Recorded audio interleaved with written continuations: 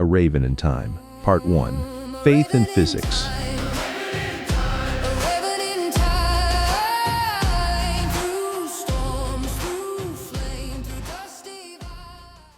Corvus landed with his usual graceless thud, tail feathers askew and dignity thoroughly ruffled. The ritual had been particularly unpredictable this time. He'd only managed to scavenge some questionable blackberries and a twig that looked suspiciously chewed by something with very small teeth. Still, here he was. Where and when exactly here remains to be seen. Stone walls, mud, and the unmistakable smell of medieval optimism mixed with sewage. Corvus hopped onto a wooden beam jutting from what appeared to be a monastery wall and surveyed his new temporal neighborhood. A crowd had gathered in the courtyard below, all craning their necks upward at something on the tower. Oh, this should be good. Humans and heights, always a winning combination, he muttered, settling his wings. Brother Aldric stood on the monastery's highest tower, arms spread wide, wearing what could generously be described as wings if one squinted and had recently suffered a head injury. They appeared to be constructed from chicken feathers, canvas, and an alarming amount of religious conviction. Behold, as angels soar through God's heavens, so shall man rise to meet his Creator. Corvus tilted his head. The physics were all wrong naturally. The weight distribution was laughable. And unless God had recently updated the laws of aerodynamics, Brother Aldric was about to become very well acquainted with the courtyard stones. Right, because chickens are famous for their soaring abilities. This is going to end brilliantly. 5 silver pieces says he doesn't make it past the well, called out a merchant. 10 says he lands in the pig pen, countered a farmer. Corvus would have taken that bet. He'd seen this exact scenario play out in at least 7 different centuries.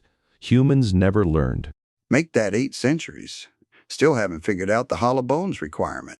He was just settling in to enjoy the spectacle when something rustled in the straw below his perch. A sleek brown head poked out, bushy tail twitching, small black eyes fixed directly on him. Marten. Oh, come on. Can't a raven enjoy a good disaster in peace? Corvus grumbled. The Marten's whiskers twitched in what might have been amusement.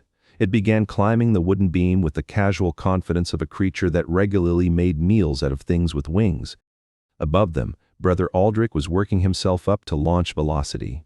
I shall fly as the ravens fly, he declared, flapping his makeshift wings with tremendous enthusiasm and zero understanding of lift ratios. We don't flap that much, you theological nincompoop, Corvus muttered, hopping further along the beam. The Marten followed, unhurried but persistent. I come at my soul to the winds. And your body to basic physics, Corvus added, just as Brother Aldric leaped. For one glorious moment, it almost worked. Brother Aldric soared forward with the magnificent trajectory of a particularly devoted rock. His wings caught the air just enough to give him a few extra feet of distance before reality reasserted itself with its usual ruthless efficiency. The crowd below scattered as Brother Aldric plummeted toward the pig pen with a wail that started religious and ended decidedly agricultural. Splash.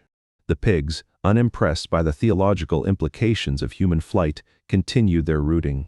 And the pigs have more sense than the monk. Lovely. Corvus would have applauded if his current circumstances weren't becoming increasingly dire. The Marten had nearly closed the distance, and his escape options were limited to fly away and miss the aftermath, or become medieval Marten breakfast. Definitely a 7 out of 10. Good height, excellent commitment to the delusion, and that landing had real artistic merit. Shame about the, oh, bugger, he assessed, watching Brother Aldric flail in the pig muck below. The Marten had lunged. Corvus took to the air just as sharp claws whistled through the space his tail feathers had occupied milliseconds before. Below, the crowd was fishing, Brother Aldric out of the pen while he proclaimed the experience a sacred communion with the divine mysteries of gravity. Next time I'm bringing better berries, and maybe some Marten repellent, Corvus muttered, circling once to get a final look at the soggy monk. As he flew away, he could already feel the temporal pull beginning. The berries were wearing off, and somewhere in time, another human was probably preparing to discover that confidence was no substitute for proper wing loading. But not quite yet. Corvus circled back, morbid curiosity getting the better of him. The aftermath was always half the entertainment. Brother Aldric was being helped to his feet by several concerned monks, pig slop dripping from his makeshift wings. His face bore the expression of someone who had just received a very personal lesson in applied physics, but was determined to interpret it as divine intervention. Brothers, I have communed with the angels. They have shown me, they have revealed. He paused, swaying slightly. They have revealed that perhaps the wings require more. More brain, less prayer? Suggested a voice from the crowd. More feathers. Yes, the angels showed me I need more feathers. Aldric announced triumphantly, apparently having found his divine inspiration at the bottom of a pig pen. Corvus nearly fell out of the sky. Oh, you absolute pillock. That's your takeaway? More feathers? Not perhaps I should reconsider this entire enterprise. Just more feathers? From his new perch atop the monastery's bell tower, Corvus watched the theological circus unfold below. The crowd was dispersing with the satisfied air of people who had gotten excellent value for their entertainment budget. Several monks were attempting to extract Brother Aldric from his wing contraption, which had apparently decided that if it couldn't achieve flight, it would at least achieve maximum entanglement. Brother Aldric, perhaps we should discuss your communion with the divine in private, Came the stern voice of what was presumably the abbot. But Abbot Dunstan, the revelation was so clear. If Noah could build an ark, surely I can build wings. The Lord helps those who help themselves to paltry feathers. Corvus shook his head. The logic was so spectacularly flawed, it had achieved a kind of artistic purity. Noah built a boat, you absolute turnip. Boat. For water. You know, the stuff that actually supports weight? Not quite the same as air, is it? He began grooming his wing feathers while keeping one eye on the developing drama below. This was turning into premium entertainment. The Marten, he noted with some relief, had apparently given up the chase in favor of investigating the commotion around the pig pen, probably hoping for some spillover scraps from whatever the pigs were now enthusiastically consuming. Corvus had learned not to examine too closely what medieval pigs considered edible. The saints themselves have whispered to me. Saint Brendan sailed to the New World. Saint Joseph of Cupertino levitated in ecstasy. Surely flight is not beyond the reach of the faithful.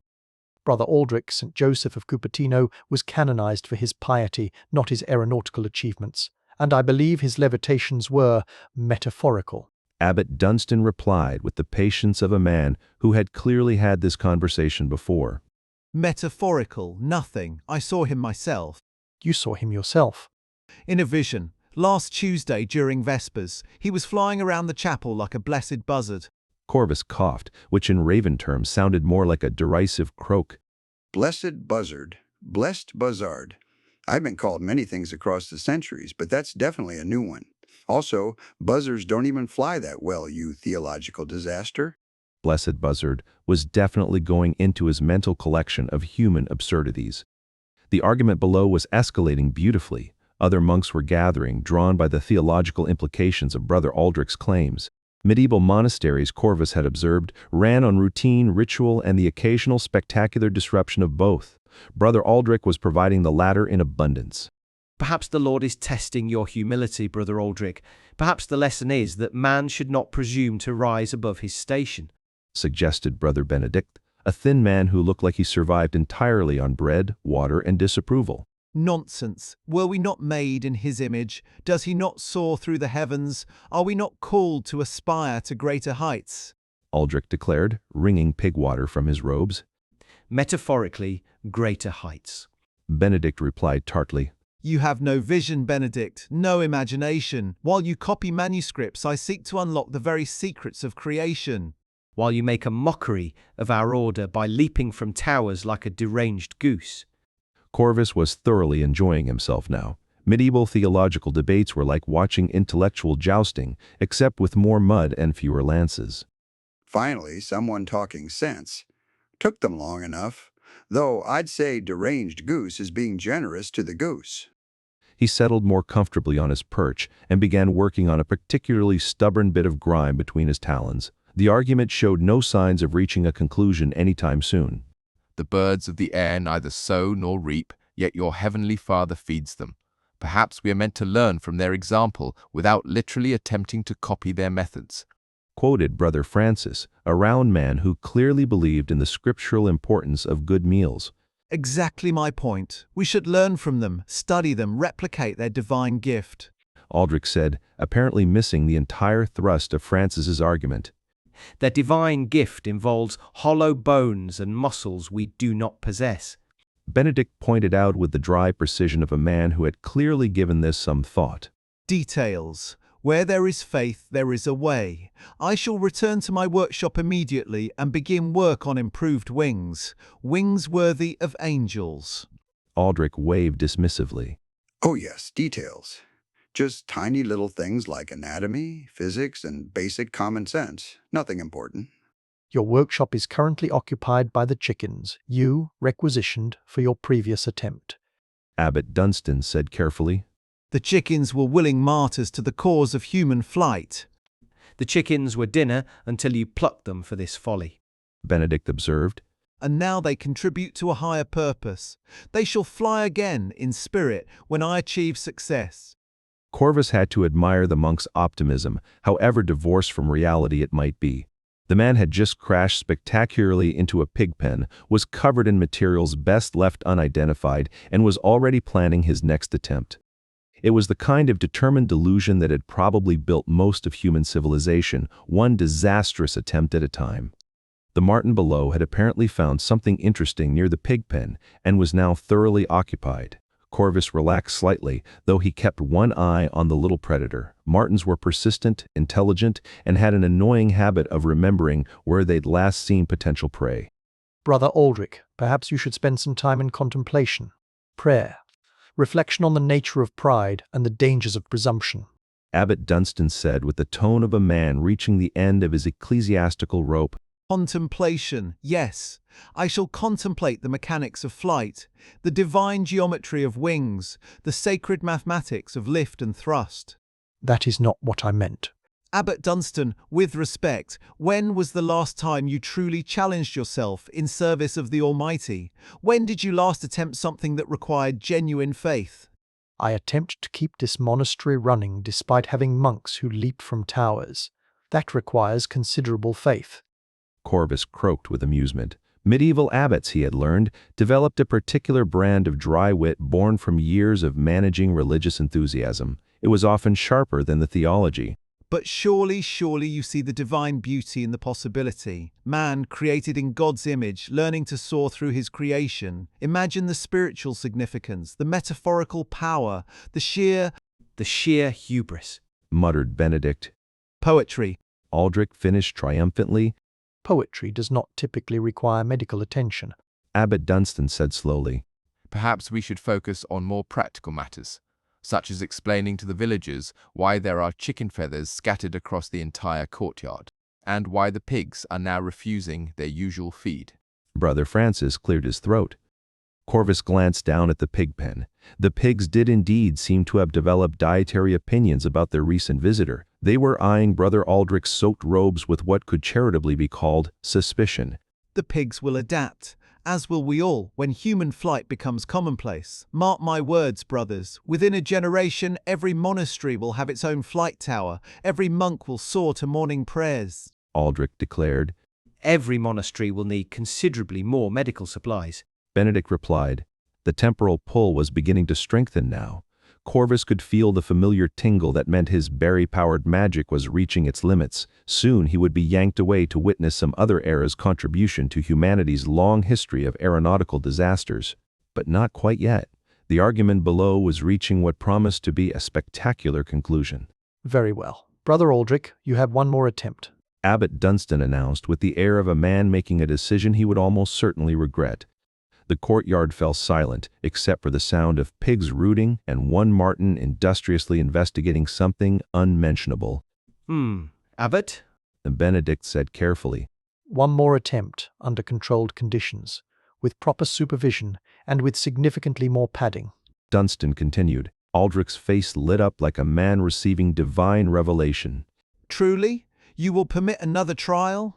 I will permit Brother Benedict to observe and document your next attempt, for the monastery records, and for the entertainment of future generations of monks who will need cautionary tales about the dangers of pride. Benedict looked as though he had just been assigned to wrestle a particularly aggressive boar. Abbot, surely. Brother Benedict, your theological education included natural philosophy, did it not? Well, yes, but Excellent. You can provide scientific commentary on Brother Aldric's methodology. Corvus was impressed. The abbot had just managed to transform potential disaster into educational opportunity while simultaneously ensuring that someone with actual sense would be present to minimize casualties. Medieval leadership at its finest. Clever old bird, that abbot. Though I question the wisdom of giving this lunatic another attempt, still should be entertaining. When? Aldric asked eagerly. Tomorrow, after morning prayers, we'll give the villagers time to gather. They seem to enjoy your performances. Performance. Abbot, this is serious theological inquiry. Aldric looked genuinely hurt. Of course it is, brother, which is why we'll charge admission.